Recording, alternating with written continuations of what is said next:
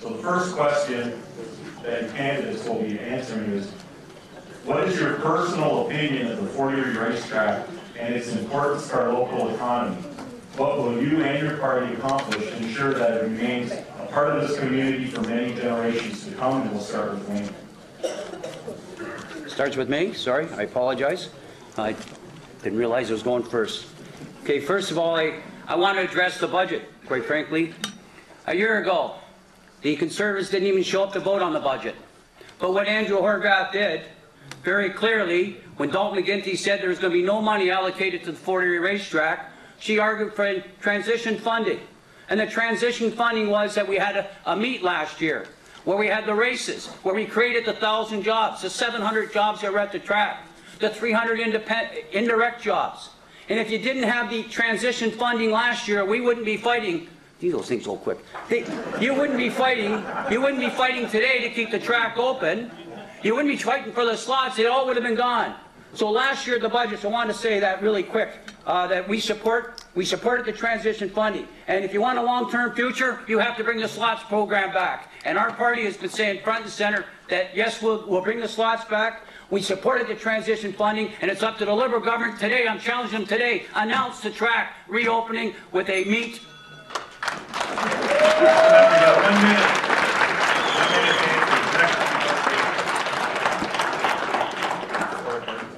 Thank you very much. Tim Hudak showed up to vote for both budgets. I can't say the same for the NDP party. And he voted against the 2012 budget that killed the slots at the racetrack program. Tim Hudak and myself put slots in the racetrack in the first place in 1998, ushering in the best decade that the racetrack has had in about 50 years.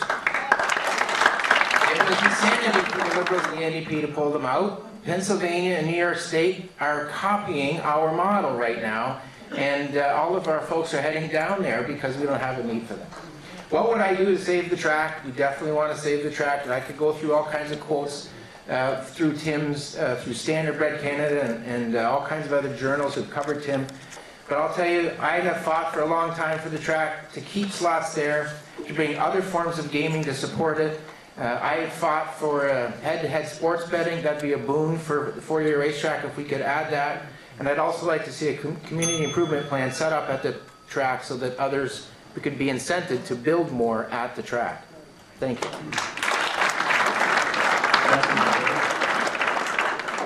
Well, I just want to start off by saying, while everybody's out there fighting to keep something, I'm at the table with the business people, with the Premier at my side, to make sure we get moving and get the track some sustainability. We have to be accountable in government, and that's what we're trying to do.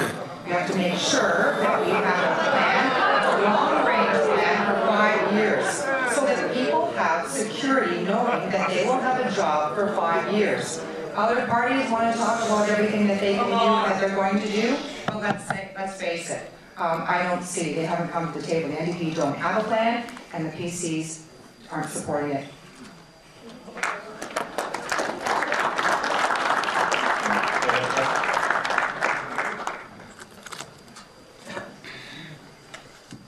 Our party on the Fort Erie racetrack would like to see the slots returned. Like I was saying in my opening address, there's more to it than that, though. We'd like to see it expanded. Again, like we said, we've reached out to the University of Guelph in their equine studies program and veterinary programs. We think it's a great fit together with the track. And hopefully, you know, even if we don't win this, somebody in this room takes that forward. It's a great idea. I'd also like to see more events. More events. I'm big on arts and culture as an economic engine, and I think that the track is a great venue for live entertainment as well in the off hours. I'd love to see a concert there, or some kind of festival, or events that you can mark off on your calendar and say, I'm going back there next year. I think this would be a great benefit to the town of Fort Erie.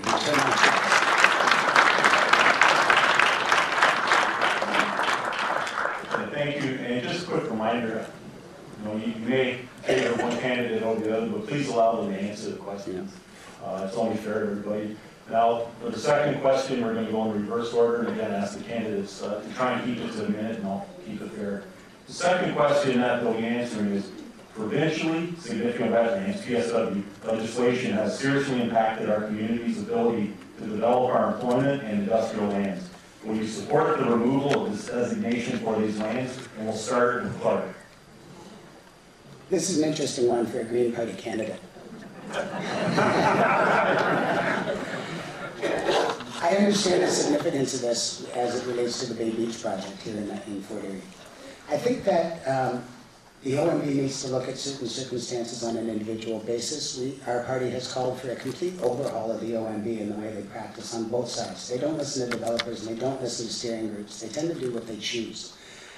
Blocking Bay Beach because of a toad was something that was a little difficult to swallow. With that said, there may be some significance to that wetland, but in much the same way that Canadian Motor Speedway was trying to be blocked for agriculture land that wasn't really agricultural. I think we need to look at things on a one-to-one basis. A blanket legislation can't paint everything gray.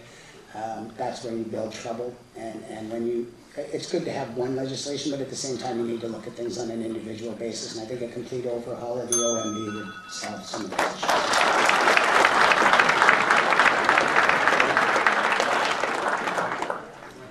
Thank you very much. In our meeting, our roundtable with the businesses in the Fort Erie roundtable, with the mayor and Jim, the wetland came up is that there's a lot of opportunity to develop and create jobs right here. They just have the challenge of the wetland. So that was interesting to find out. And after our meeting, the premier actually went back and called the Ministry of Natural Resources to take a look at the Fort Erie situation here. So I have to say that we are already putting something forward to come and meet with the companies to see if we can actually look at the wetlands. Some of the wetlands might have been just ditches that might not have been able to been cultivated over years and then designated wetland. And we've had the same thing in Niagara Falls too, as a city council faced with the same situation. So I'm very pleased to say that we have already started moving forward, looking to see how we can work with the businesses here and expand on development in the wetland.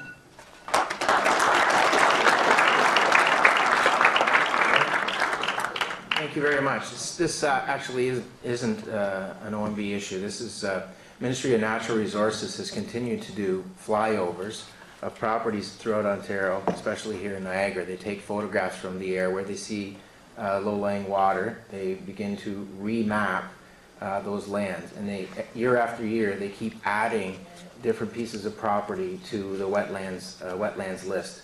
There used to be 3 different levels of wetlands. And if it was a minor local wetland, you could do work within it.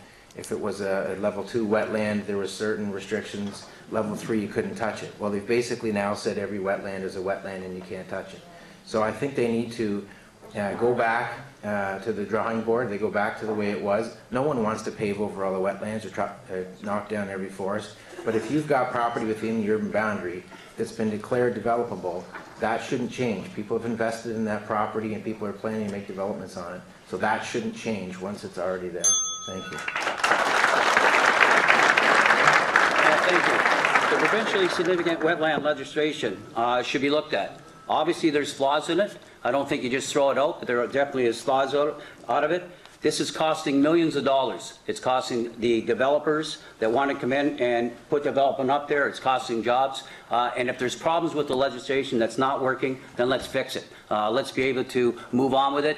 If there's a real problem with the wetlands, let's deal with it. But if the legislation is broken, let's fix it so it works for everybody, including developers.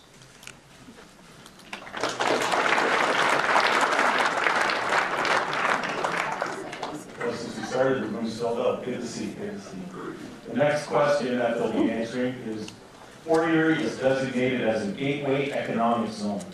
What will you and your party do to further development opportunities such as the Canadian Motor Speedway and Notice Creek Marina projects? And we'll go in reverse order again. I just want to say that those are, the Speedway wasn't one of the conversations that came up, but I know that that's very important and it's progressing quite well. And I think that tourism is huge. Actually, it's part of my company too, is promoting this whole Niagara region, and I think it's a great opportunity for us to enhance and embrace it and move forward. I have to say, whatever it needs to happen and get it going, and the sooner the better, let's get going.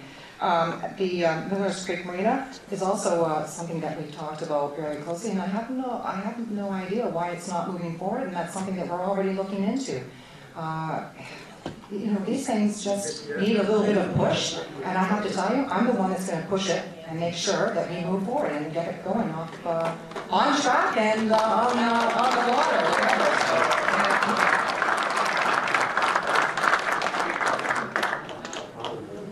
Clark.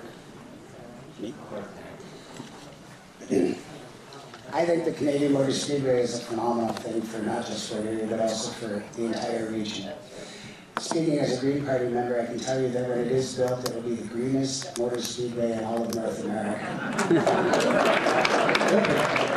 cars are fueled with clean fuel. The project took into account the stream that runs through it. I think it's a phenomenal project, and I think it will be massive for all of the Niagara region, not just Fort Erie. And it needs to go through. It is going through. As far as the Miller's Creek Marina goes, I'm a fisherman. I love boating. I have been going down there for a long time, and this is again something that was blocked by the Niagara Parks Commission after the developers spent millions of dollars and for no apparent reason whatsoever. This is something under provincial jurisdiction. It's your provincial government that blocked it now, and there's no reason for it. It should go forward. It's a great development that will help both our waterfront, Fort Erie, Niagara Falls together, and you know, right down in that area, there's not a lot, but it's phenomenal.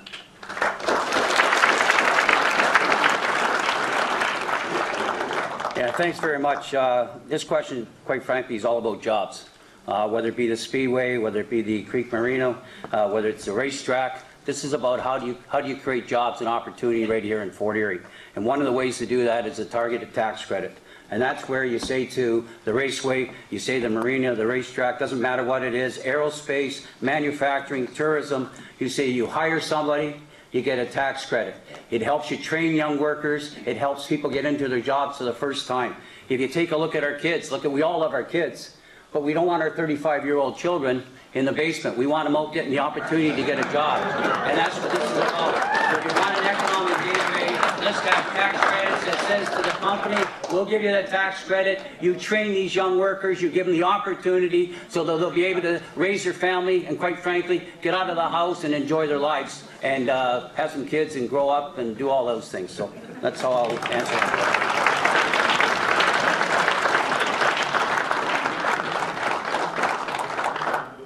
Yeah, both of these projects and the Gateway Economic Zone are all about jobs and investment.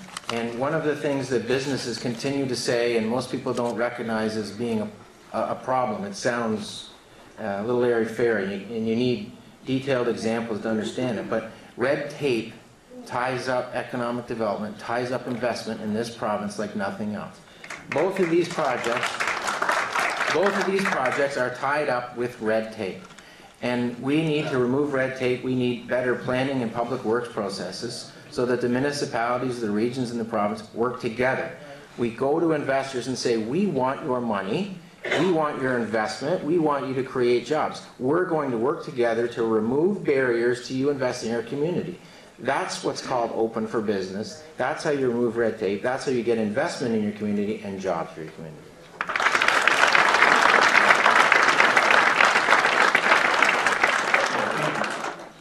Fourth question that you answer me is, with Fort Erie being a border community, how will you and your party assist us in leveraging our tourism assets? And we'll start with Claire. Okay.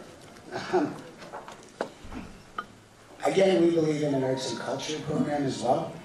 If you look at Niagara-on-the-Lake, the Shaw Festival rejuvenated that town from what it was in the 1960s to what it is today.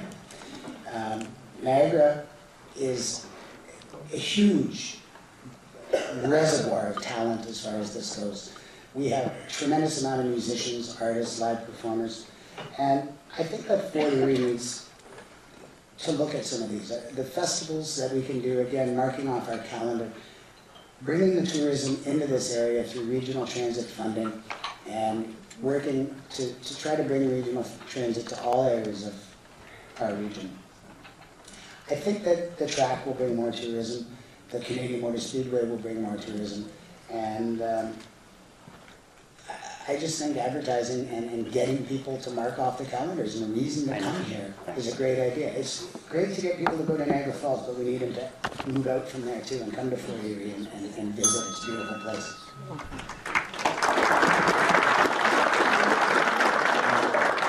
Okay, thanks very much. I think we got a great opportunity here in Fort Erie, quite frankly. You take a look at some of the things that are going to happen, and let's hope they happen. We have the opportunity with a new speedway, where you're going to have 100,000 people come into our community. And what's that going to generate for you? It's going to fill up our hotels. It's going to fill up our restaurants. It's going to fill up our corner stores to go get their stuff. And the biggest opportunity we have here to sell Fort Erie, open the racetrack, open the slots, have the speedway come back. Let's do all that kind of stuff. And then you got something that nobody's talking about. We have a dollar that is now dropping. It's now at about 84 cents. We're going to have the opportunity to get the Americans back to Fort Erie and tourism. And how are you going to keep them here? Get them here, and when they get here, instead of ripping them off, give them what that dollar's worth, so they'll go back and tell their friends, look, I had a great time in Fort Erie. I went to the speedway. I went to the racetrack. I went to the slots. I went to the theater. I went to the arts. I had all kinds of things to do. Let's get it done. The dollar's going to put this Fort Erie back on the map, and I think we can do that if we sit with...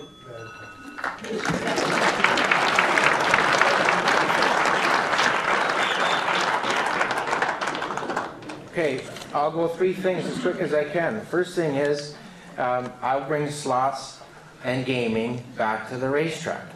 If we bring slots and gaming back to the racetrack and tie those revenues to horse racing can stay here for another century. Secondly, I will not go forward with 29 new casinos throughout Ontario. This is part of the modernization strategy. It was supported by the Liberals and the NDP in the 2012 budget, and I'm opposed to it.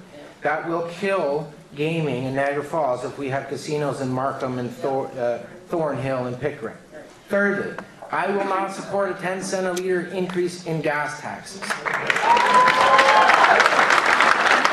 would be more devastating for Niagara. You all know that if gas taxes go up 10 cents a litre here, it'll be a mass exodus over the border. It will kill our grocery stores. It will kill our businesses on this side of the border. I will not support a 10-cent a litre gas tax. Thank you.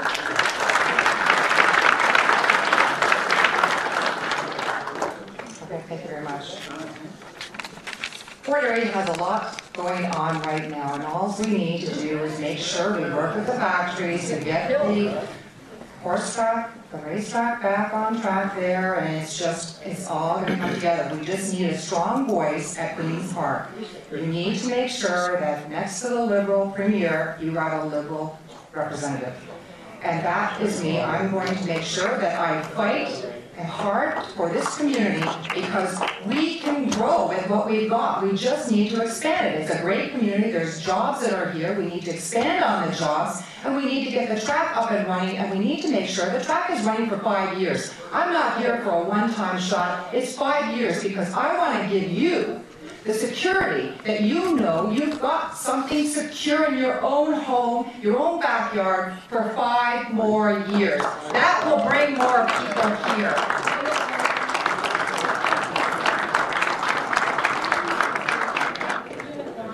Question number 5, when we started with question number 5, every party has a jobs plan. How does your party's jobs plan benefit Fort Erie in starting with 1? You got me again? I'm good? All right, first of all, let's talk about our plan. Our plan is a tax credit, training tax credit, investment tax credit.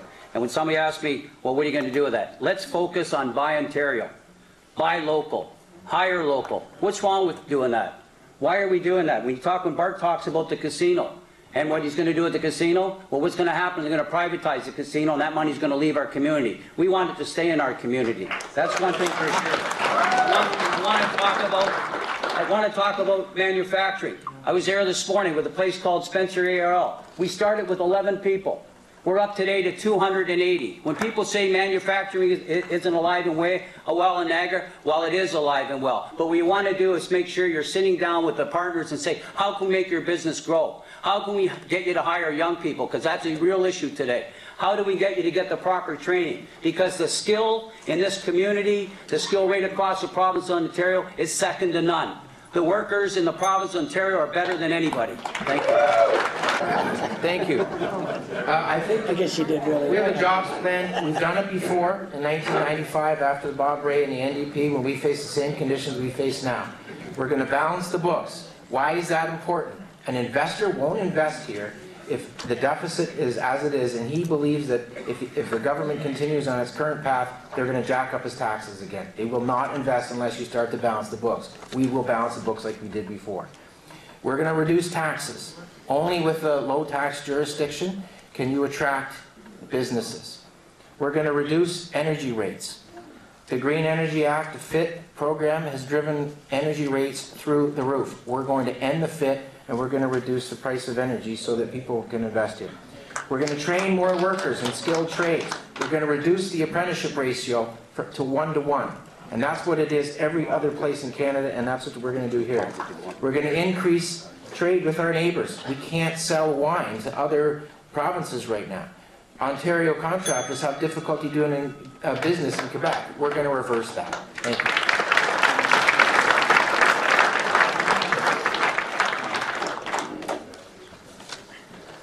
Well, I'm going to continue to say it's all about jobs. I'm going to make sure that we continue to fight for jobs right here. We're going to work with the companies that are already existing and help them to expand. And they are willing to expand. They've actually already said to us in our meeting that they actually are seeing that they're increasing in their profit and their growth. And I think that's important. We just don't want it a little bit. We want to make it a huge expansion.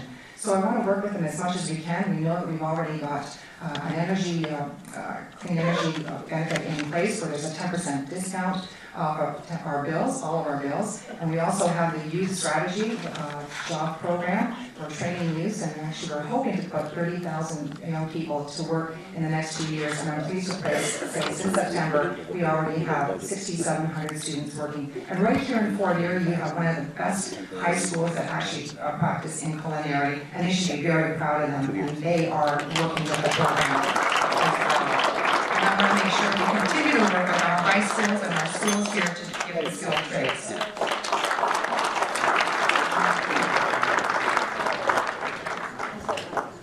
When it comes to jobs, the Green Party is a grassroots party. You'll notice that I'm the only one not looking at notes given to me by my party leader. My job as your candidate, told to me by my party, is you're the guy in Niagara. You go down there and you talk to the people, you find out what works, you come back to us and we'll put a plan together. We put a plan together that involves eco-industrial parks, very similar to the ones across the river that are going in. 15 clean tech and biotech parks going into New York State. They even have a page on their webpage that says, fast track, Canadian companies come to New York. Our government's done nothing like that. Nothing progressive. They want corporate tax cuts. We have the lowest corporate tax in all of North America. It doesn't work. No, we don't. The way that it works is to go forward, work with companies, and again, give them something that attracts them and gives them something to brag about. Clean tech is the future. It is now. It is time to get on it before we get way behind.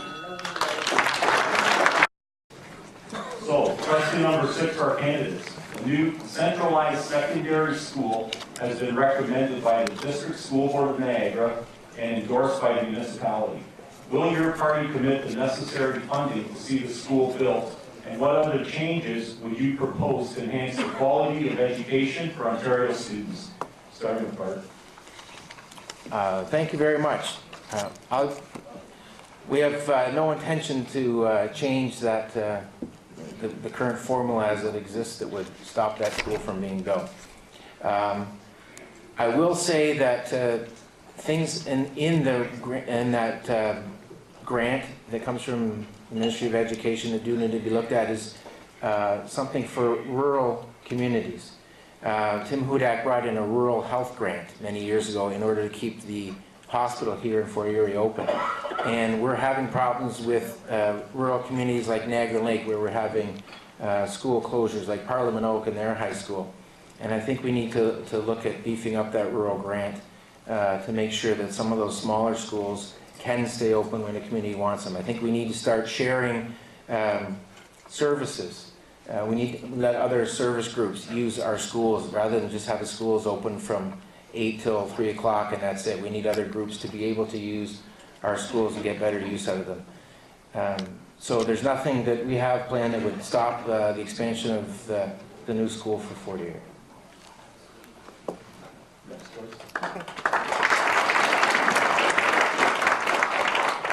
Thank you very much.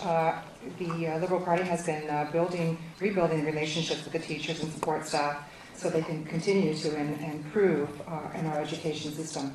And I know that there are school boards in place to oversee the areas to make sure there's schools in need and actually even in the growth. And like Parliament Oak, I have to say, and I know that's not this area, but for example, they definitely have a new growth there. It's not the bedroom community anymore. There's a lot of young people that are coming into that area, and that school needs to stay open. And I think that that's the same case here in Fort Erie. If they need a new school, then it needs to be replaced an old one. We have to start looking at making sure that we do have state-of-the-art education here in the schools for our children. It doesn't matter where. Fort Erie is just as important as anywhere else. And I hope that if that's the wishes of this community, I will make sure that I fight for you to have that new school.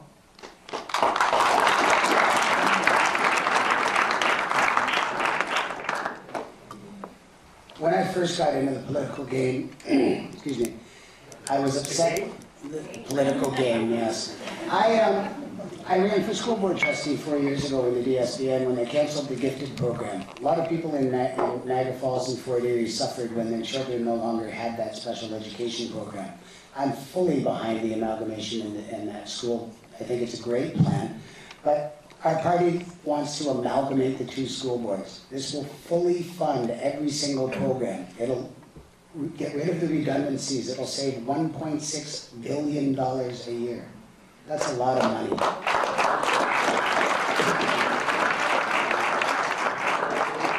School and education is the most important thing. It's our future. It's our children. My son is 18 years old, and he did phenomenal in school. He went to Stanford High School in the center of Niagara Falls. He now attends Harvard University on a full scholarship. It can be done in our community. If we work hard and we work with our children and we work as a community to make it happen, it can be done. But we need the funding. We need to stop cutting programs. We need to stop beating up on the teachers while our director of education gets an 8% raise in his wage while our teachers are frozen. That's not fair. It's not right. These things need to stop, and the funding needs to get down to where it belongs, to the kids.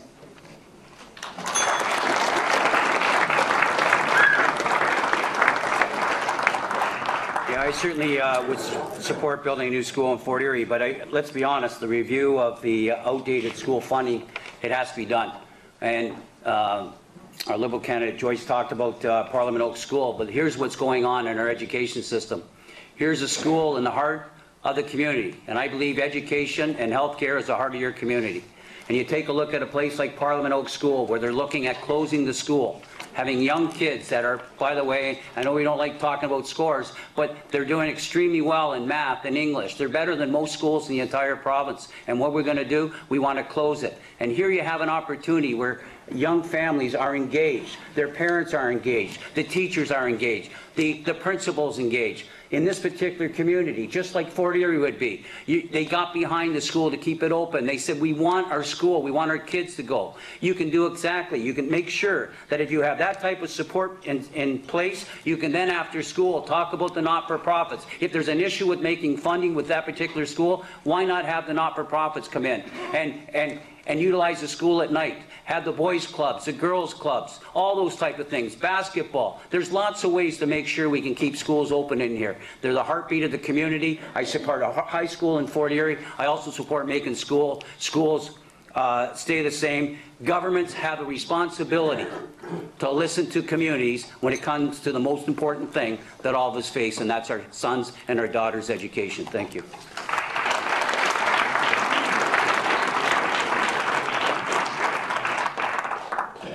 Question, Joyce Clark, Wayne Barton, in order. The next question. There is a current push on to extend GO service to the Niagara region on a permanent basis.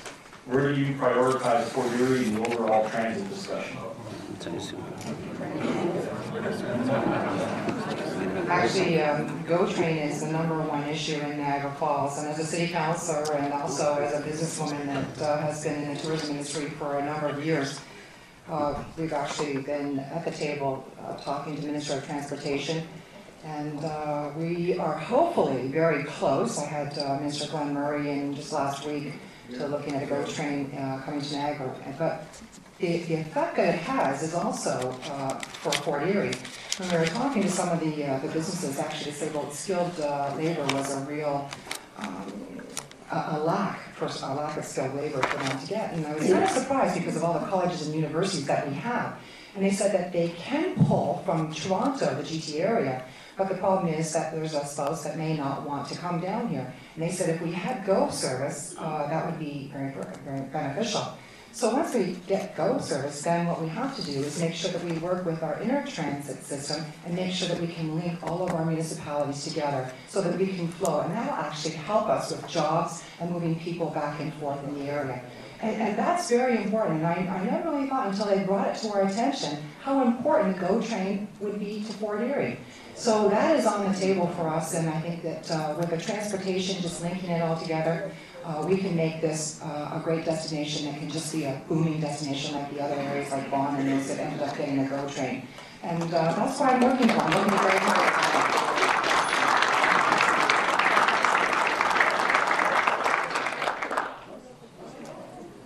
Our position on transit and mass transit is quite evident. We're all for mass transit. The GO Train is an economic engine. It helps create jobs. It helps bring high-tech and clean-tech jobs to an area for various reasons. Our party has been pushing for a very long time to get GO Train into Kitchener-Waterloo. They're crying for it. It has resulted. They want a daily service in the morning and again in the evening for commuter reasons. I think it would really help Fort Erie, but first we have to get the infrastructure in place, and we have to get our transit within the region also in place.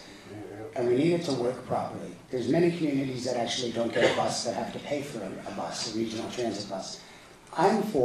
Personally, I'm for amalgamating all the transits in the region and putting it all into one Niagara Region Transit.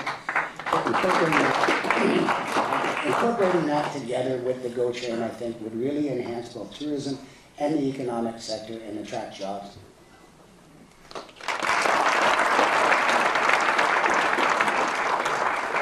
Thanks very much. I want to say that in 2011, going back, 2.5 years ago, when the first GO Train came into Niagara Falls, I was there with a bunch of other politicians, and we saw just how important it was. A full bus or a full GO Train got off for tourism, for jobs. And what happened is they stopped it. It makes no sense. One of the issues where they're saying they can't bring GO Train to Niagara or the spin-off to the rest of Niagara is because of the Seaway. And when we looked into the Seaway, it's an absolute myth. It goes back into the 1900s on how the boats are coming down the canal. But to get the GO Train through, there's lots of ways we can do that. But that's what they're saying. Well, if you're going to get GO down to this area, you have to build up new tracks. It's absolutely a myth. It's wrong. We need GO Train. We don't want it to stop in Grimsby. We want it to come all the way to Niagara Falls. There's an opportunity to do it. Let's get it done. It'll create jobs. It'll create prosperity. It'll enhance tourism, not only in Niagara Falls, but right across Fort Erie, down to Niagara Lake. People will come down to this area, make it easy, GO Train, and for somebody like myself that likes the Blue Jays, I could take GO Train, go to a ball game, and come back from GO Train after the game. So there's another way. It goes both ways. It's not just people coming here, it's people going from Niagara to go enjoy a sporting event as well. Let's get it done. Let's get.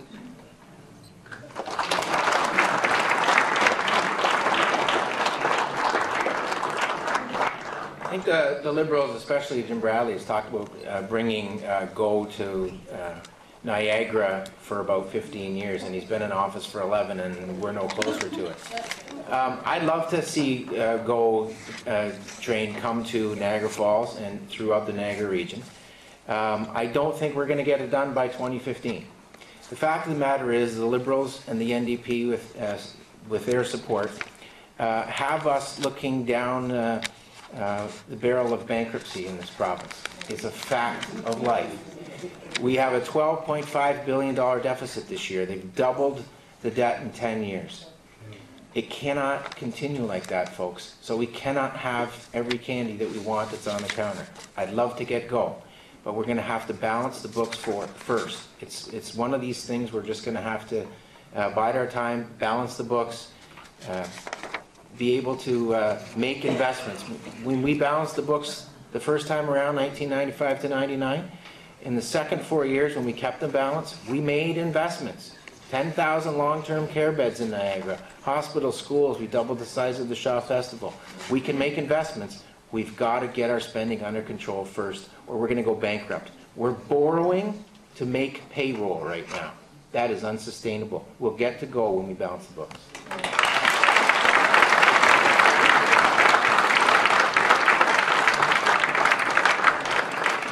For the next question, the order will be Clark, Wayne, Barton, Joyce. This question is very simple, 3 words.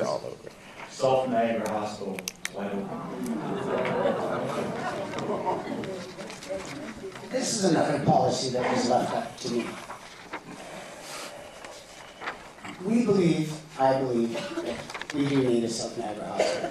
The one in St. Catharines is just simply too far away, especially for people in Fort Erie. We've already seen people die as a result of it.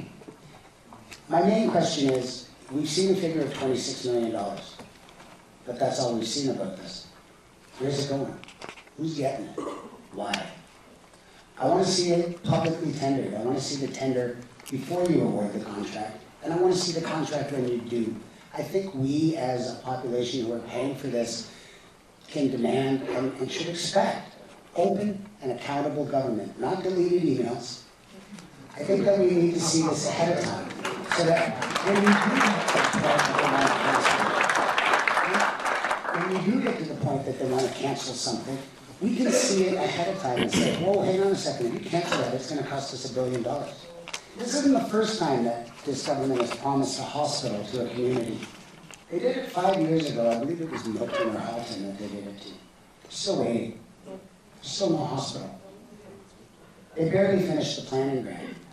We need to make sure that if we put our trust in these people, that the money, we know exactly where it's going, that they're not just throwing a figure out there. I still have been waiting to find out where this $26 million is going, where it's being spent, and how it's been budgeted.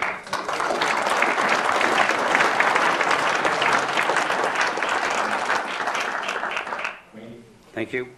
Well, first of all, I want to be clear. I'm 100% supportive of the Niagara Falls Hospital. I've been very clear on that. When I was at City Council, we had 2 votes at City Council. One was the location of the hospital. The second one was to allocate some of the casino money, which worked out to be about $22 million, to the hospital. So I want to be clear on that. There's another opportunity for that hospital too. I want to make sure that it's being built with local workers, local contractors, local engineers. You talk about jobs in Niagara, can you imagine the number of jobs could be created if we build that hospital? And then when you take a look at the planning, where they talked about they've allocated $26.2 million to the planning of the hospital. Well, what I'm saying is, then let's have the planning. Let's engage. Let's be open and transparent. Let's meet with all the communities and find out what they need in healthcare. So healthcare is available for everyone. That's what we have to do. And then when you take a look at the funding, they talk about they can't afford it. Well, I can tell you in the St. Catharines Hospital, it costs $100 million to build. In Peterborough, $1 billion. In Peterborough, they built a hospital with more beds for $300 million. Publicly funded, publicly delivered. In St. Catharines, it was a P3 hospital, which meant private-public partnership. So that's what we should do. So when we have the planning committee, that's exactly what we should do. Let's meet with all the stakeholders. Let's make that everybody is accessible to health care in all our communities. Thank you.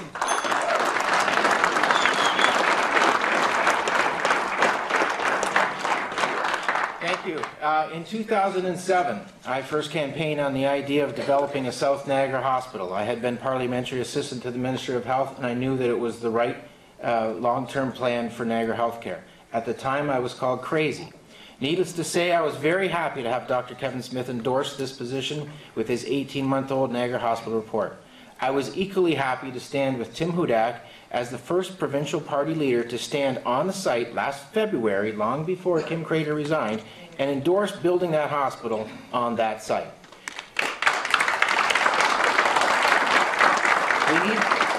We need that hospital because we need to concentrate our specialists in one facility, a new facility with new equipment. When you have the right concentration of specialists, you can attract family doctors to a region. And we all know we've had a problem with family doctors around here for years. So we are 100% committed to building that. P3, fine with me. That's how all the hospitals have been built, including Niagara, Brampton, Ottawa. And you know what? If we build a new hospital with just public money, we're borrowing it anyways. You're paying interest on it anyways. Why do we think, when we're not making payroll right now in the province of Ontario, that we can spend money on capital and not be paying interest? We are. That's what we have to understand. I'm also committed to, and I don't know if Wayne can say this, but all of my constituents, whether you're non-union or union and you're in construction, you can bid on that hospital. I'm for open tendering on public bidding. Thank you.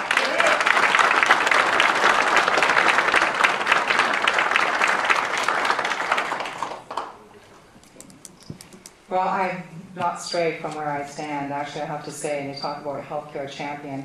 I actually was the chair of the Hospital Foundation in Niagara Falls for a number of years and raised over $9.2 million when times were extremely challenging, and there was a lot of other organizations fighting for that money too. I actually put my community to task and said, you know what, we're going to raise this money because I believe in my community. And it's like I believe in this whole Niagara region. I also brought a community health center to Niagara Falls, which now actually sees over 3,000 clients. I've never had the service before, and I have to say that I'm pleased to say that it was the Liberal Party that helped make that happen. Their investment is millions and millions of dollars in healthcare, and I'm pleased to say that they've invested $26 million for this new for the new hospital and 2 urgent care centers, which I will definitely fight to make sure that Fort Erie has one, and so does Niagara Lake.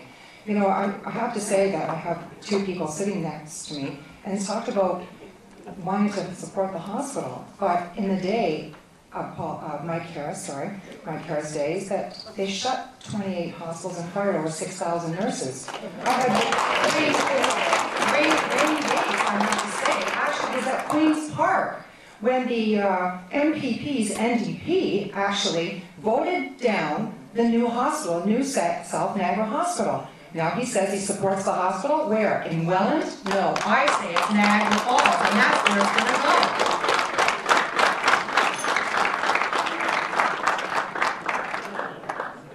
The next question will be Wayne, Bart, Joyce, and Clark. Question number 9.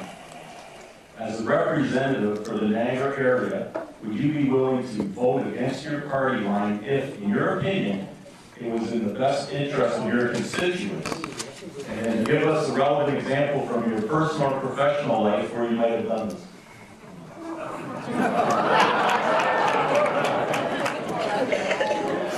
Starting Wayne's first.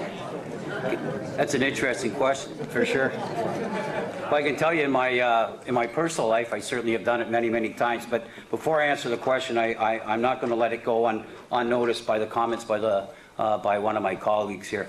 I want to be clear on the Niagara Falls Hospital. Very clear. I'm 100. I'll get the next question. 100% behind it. And listen, I will answer the question, but I'm telling you, okay.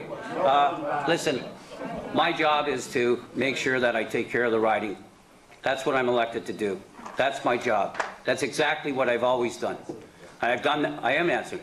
That's exactly what I've always done. I've always stuck up for the riding. You take a look at, and it's not just at election time, by the way, you take a look at healthcare in Fort Erie when they're going to close the hospital. And my colleague wanted to close it 7 years ago. I wanted to keep it open. When people were dying from C. diff, I was there. I was there fighting for it. So I'm always going to do what's in the best interest of the Niagara Falls riding, including, I want this to be clear, including taking the message of the Niagara Falls riding from Niagara Falls to Toronto, not Toronto to Niagara Falls riding. Thank you.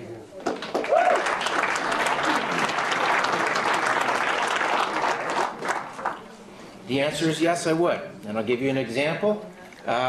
If I became elected and my party was hesitant in putting slots and gaming back at the racetrack, I would definitely vote against that.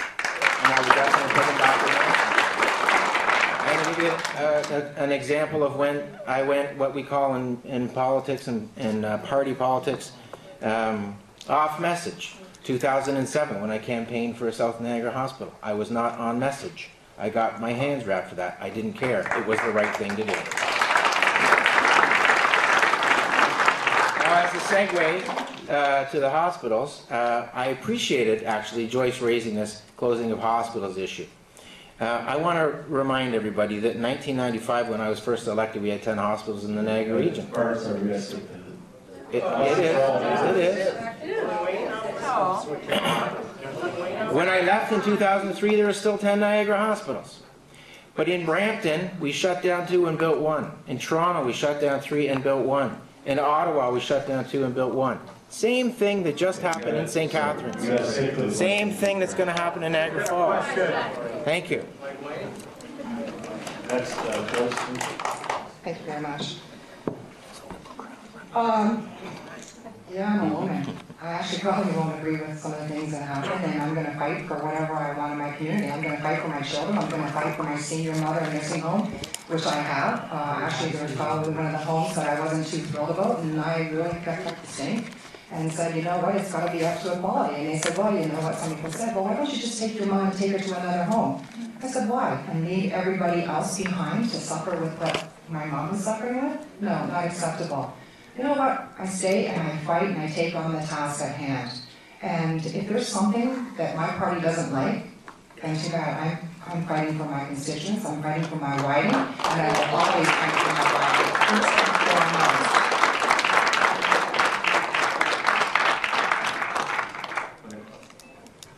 Well, this one's pretty easy for me.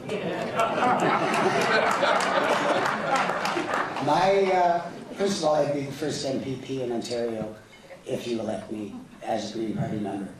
Our party is a grassroots organization. We do not set public policy and tell our candidates what to say. Our candidates tell our party how you feel, and that is how it's supposed to work. It's your voice.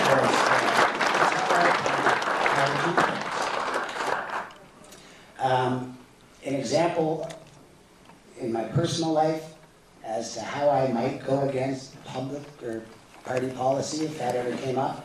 I come from a long background of professionals, university-educated people. My father is the longest practicing criminal lawyer in Ontario. My brother is the CEO of an airline in Australia, and I'm a shark.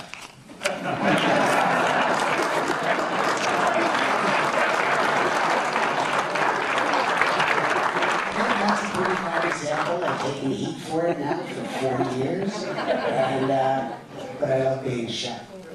So it's what I do. I've taken risks by opening a couple of businesses in Niagara during hard economic times, and we fought. One of them we got beat by big corporations, and the other one we got beat by bad economies. So we take risks, we keep going forward, but I'll fight for the people that I love, and I love the people that I live with. I chose to live here.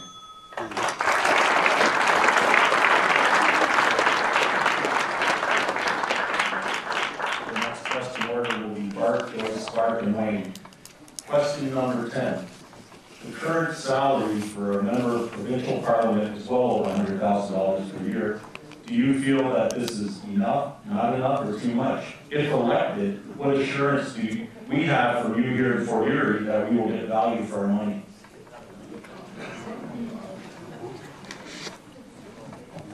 I frankly don't know what the salary is of an MPP right now. I don't.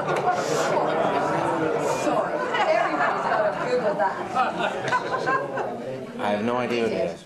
And I will, I think, I know each and every one of these people, and I know that if they're elected as MPPs, they'll put the time in, as I will too. I will say to some of the guffaws in the audience, in 1995, I ran on a platform that said we were going to eliminate MPPs' pensions, and we did that in 1996.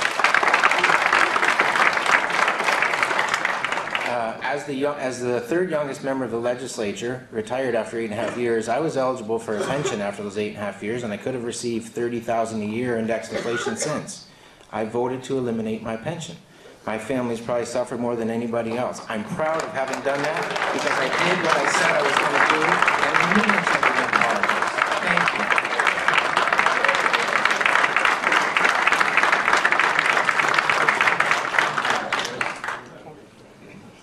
Well, I have to say, I'm sure it's been frozen for a number of years, and I think it should be. I'm going to work just as hard. I have to say that, you know, it's just about making sure that you put in the time and dedicate as much time as you possibly can to make things happen for your community.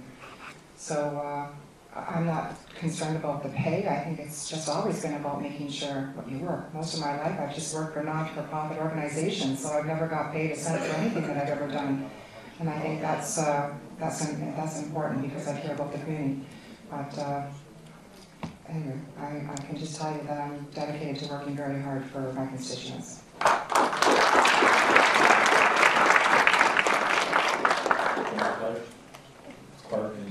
Oh, sorry, buddy. It's a lot more than I'd make as a chef, I'll tell you that. I know I'll work tirelessly. I know I'll work day and night. I know that I would be extremely honored to be your representative, and I know that I wouldn't let you down. When I moved here, Kim Crater was recently elected, and I've watched what he did, and I watched him suffer, and I watched him not put his party sign on his signs in the last election. He's a friend of mine. I love the man, and he showed me what a politician and what a representative is supposed to do, work day and night, and work hard.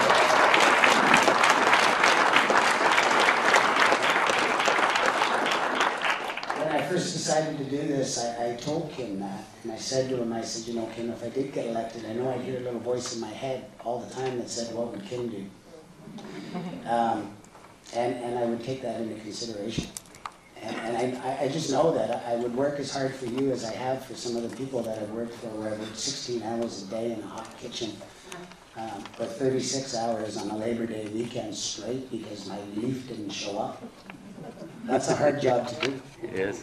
And a lot of you know it because you've done it. And I would do it with a smile on my face, and I would work my tail off for you. That's all I can say.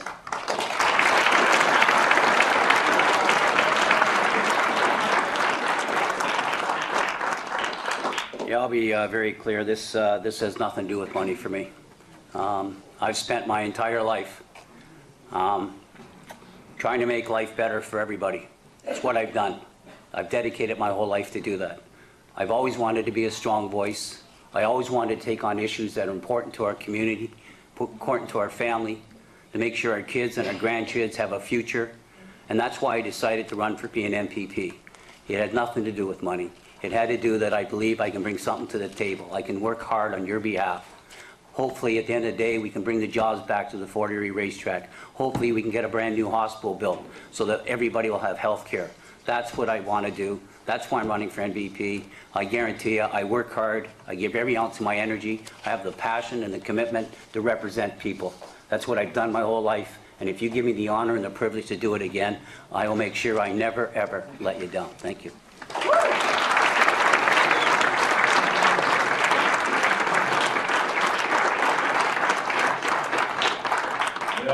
One final question before the candidates will do their closing remarks. And the order is going to be Joyce, Clark, Wayne, and Carter.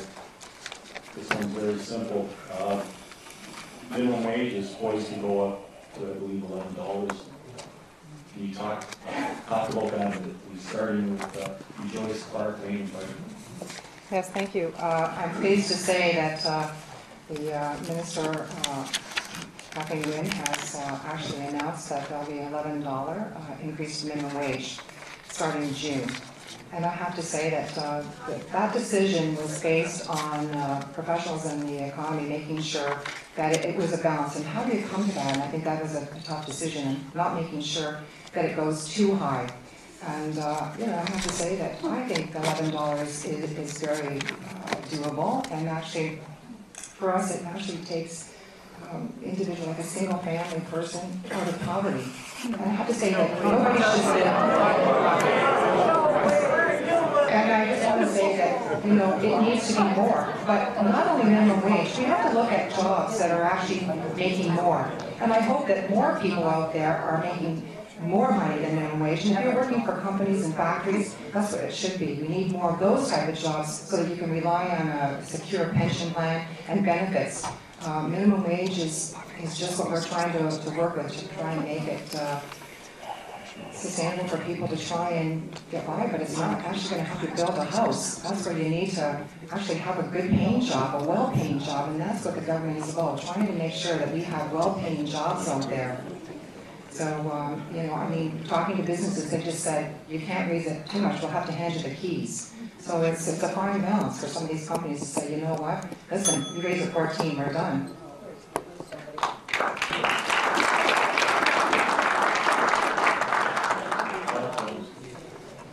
Well, being both a small businessman and a politician, I really looked at this, and I did see that there was a push on to make it $14 and $15 an hour. And that might be a good minimum wage in Toronto, but here it's a little high. The $11 is a good compromise. They did come to it in a reasonable fashion. However, with that said, the Green Party is not about minimum wage, we're about minimum income. We feel that everybody should have a sustainable income in order to live and enjoy the benefits of being Canadian. Nobody should be under the poverty line. When you work and you go out and work, there needs to be some adjustments to the Employment Standards Act, as well as raising the minimum wage. Many people work in the service industry that get tips. A lot of those tips are skimmed off by management and owners for no apparent reason whatsoever. So we're proposing that the ESA be changed, particularly that one section of it that says if you serve alcohol, your wage can be lower than someone who doesn't. We'd like, at that time of hiring, for a contract to be signed between the staff member and the owners that explains exactly where those tips go, who they go to, and what their percentage is. So that 6 months from now, they can't come to you and say, well, we've raised it from 3% tip out to 5% tip out, and the owner's going to take that 2%. That's just wrong.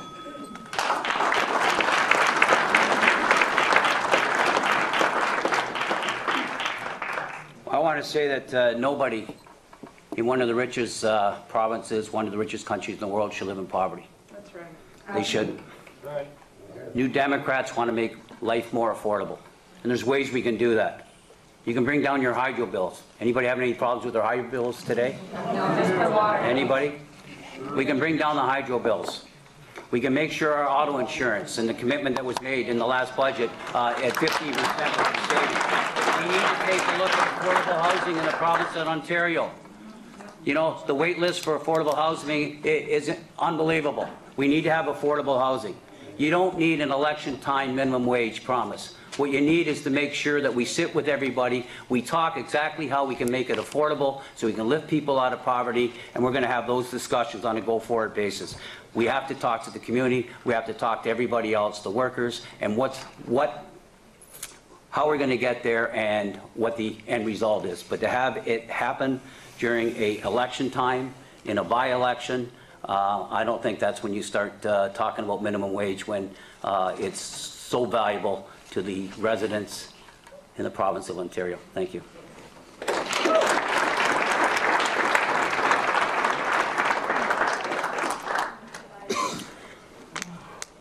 Thank you. I think the most important... Pardon me? They cut me off. There it is. Now it's back. So every one of the candidates up here and everybody in this room, the first things out of our mouths, the second thing out of our mouths, and the third really was, we need jobs. And I'll support anything that creates jobs. The difficulty I have with the most recent report that came out, raising it, I think, 75 cents, was that the same report said it will cost jobs in the near term. So I'm really hesitant to do something that's going to cost us jobs. We'll have to wait to see what exactly comes forward. Wayne, lowering the cost of living is definitely something that we need to do. Hydro rates are out of control. The Green Energy Act has caused hydro rates about 68% of your hydro rate is caused by the global adjustment from the Green Energy Act. The Liberals and NDP supported this in 2009. There's been multiple resolutions put before the House to stop these FIT contracts, stop these unsustainable policies that have driven hydro rates out of control. So you can't promise you're going to cut hydro rates. You can't condemn the Liberals in the morning for high hydro rates, but vote for them in the afternoon.